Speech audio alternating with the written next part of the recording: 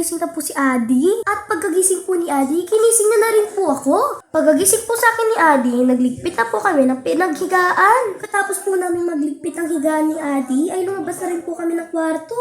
Kalabas nga namin ni Adi, napansin namin na nakasara pa ang bintana. Dagad na rin namin itong binuksan dahil sa sobrang init sa taas. Dali-dali na nga kami bumaba dyan ni Adi upang dumiretso sa banyo at kunin ang mga kailangan namin para maligo. At dito na nga pumunta si Adi sa CR at kinuha niya ang sabon, shampoo at mga iba pang kailangan namin para makaligo. At dito na nga ay nakahanda na ang mga gamit namin at damit ko na lang ang kulang. Hindi na nga kami nakapag-video magdamag dahil ako'y nalobat. Inutosan niya kami dyan na bumili, ngunit sarado palang tindahan kaya napag-isipan na namin umuwi dahil madilim na.